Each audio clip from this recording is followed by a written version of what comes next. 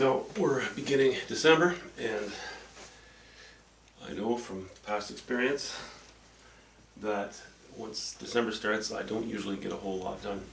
So I don't know if I should start another project right now. I said I had a couple of 8x10 panels. I'll probably work on them. But I thought maybe what I would do is pick up smaller, less challenging objects for the next few weeks. And I thought maybe I would do something with this one.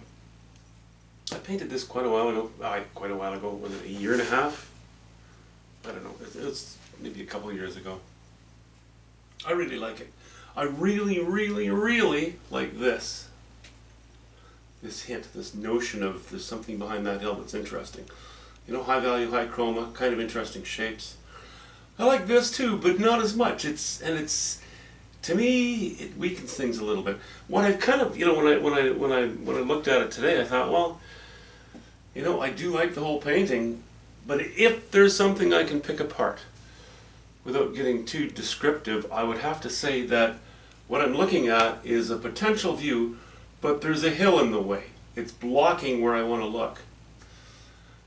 I see, now if I'm going to change it, I think the best thing to do would be to do the minimal amount of change to the painting that I can, and still somehow successfully turn it into a better painting. I know that I shouldn't have this sitting here. What's the painting about? Is it about this, or is it about the distance? If it's about the distance, there should be more of it, more of the distance. If it's about this, then I really need to bring this up in strength. So my three thoughts are this. Number one, I can take these colors and this design and I can cut into this hillside. I would have to pretty much bring it right along this area. In doing so, I'd need to remove these trees, paint them out. And quite likely I would replace them with a couple of evergreens here as well. That involves a lot of painting, a lot of putting new paint over old paint. If I can avoid it, it's okay to do that, but personally, if I can avoid it, I'd rather avoid it. The second thing is to leave all this as it is, make this much more interesting. I could raise the values and chromas here, but I'd have to do more than that because then all I'm doing is competing with this area. I could wipe out a couple of these trees. I could even paint a little cabin at the base of this hillside in this gully sitting here. That involves even more putting old paint over new paint. From the point of view of workmanship,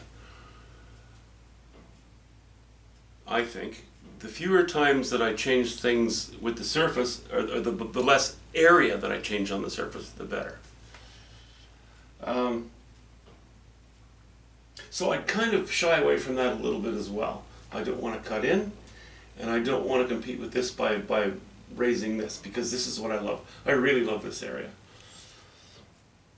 I had a third thought, and I think this is the simplest of the three, and probably the most workmanship-wise ethical of the three possibilities. It involves much less painting, a little more work in other areas, but I don't mind doing it. Let me just show you. This is a 16 by 20, okay? 16 by 20. Now, to me, that's a good painting. I love it the way it is. I love it the way it sits. But I look at it this way, and I think, okay, how have we got that reasonably straight? Something like that, if I put the two side by side, the way it sits now and the way it sat before I covered up a small portion of it, that is a much better painting. Compositionally, it's far better. And now it is pretty much a 16 by 16 inch canvas. And I wouldn't have to paint any more on it, but I think that I would anyway, just a little bit, not much. A few brush strokes here and there. So I think it's entirely possible that what I'll do is I'll take this off of its stretcher bars and I'll make a 16 by 16 inch stretcher frame, and I'll re-stretch the canvas so that it fits that new frame, and poof, I will have a better painting on my hands. I think I like that idea quite a bit. So that's one of the several things that I plan to play with.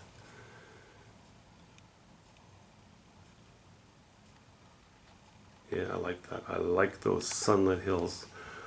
This is a painting from the foothills of the Rocky Mountains near a place called, well, okay,